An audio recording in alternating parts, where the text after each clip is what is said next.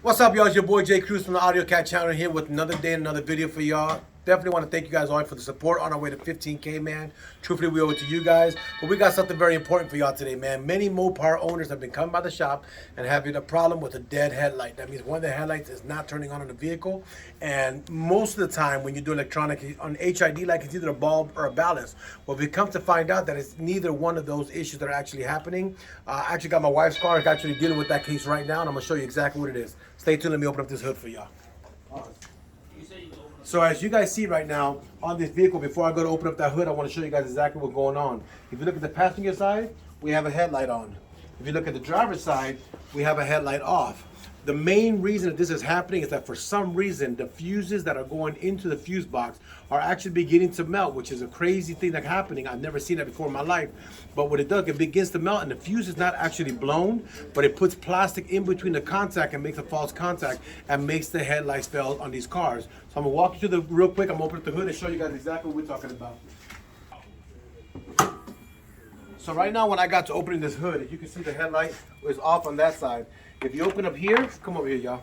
These two fuses that you see right here are gonna be for your headlights, right? These two are your headlight fuses right here. So right now we have the one I call the driver's side failing. I can actually already see the plastic being melted. Let me grab a tool right here and I'm gonna pull this out so you guys can see exactly what's coming out.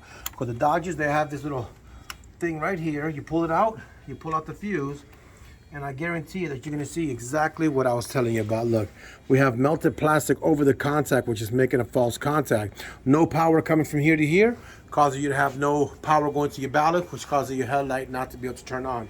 So I'm gonna go ahead and grab this real quick, and I'm just gonna install another fuse real quick and show you guys the headlight come back on, and you guys can figure this out. 1 second, y'all. So to show you guys exactly what's going on, I actually took out the fuse that we did see that was burnt. I'm gonna replace it with another one real quick, and you should be able to see. Look at that light over there. I can plug the fuse in, the light's back on. So you guys can actually see, look, I take out the fuse, the light is out, I put the fuse back in, the light is on. So the failure is gonna be that on these devices, for some real reason, Dodge has this issue with these fuses. They begin to melt the plastic on the side. You can see it's all glossy and shiny on that side and on here. So when it makes a false contact, there's no power going to the ballast. The headlight will not turn on. This is the cause of these issues with Dodges, man. So most people that have this problem are actually going and buying ballasts and spending $100 or $200 on a ballast and buying bulb. When they put it back on, the car still doesn't have the light turning on, guys. So the problem is something like this, like a little 10-cent fuse that can cause you to get a ticket at night or have a cop pull you over, or even cause your safety of driving at night because you can't see correctly that you don't have your both beams. So something so simple can cause this issue. Brent, come over into the video today. We got billionaire Brent, also a Mopar owner, man. One of the beautifulest Mopars that's out there right now. But many people have been suffering from this. What do you think about this, Brent? Without cursing. You change the design or up your amperage on your fuse. Well, it's not even a thing of the amperage, man. It really just begins to melt. Like you could actually tell that it just completely melted on that contact. It happens to almost all these Dodges, y'all. So it's something that's really unreal to understand.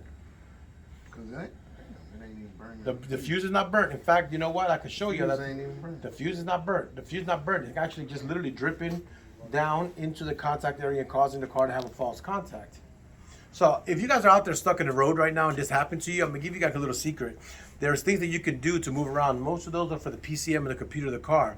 When this happened to me that night with my wife's car, I actually took the fuse off the horn, moved it over and used the headlight that night. We had no horn, but we had the lights to drive.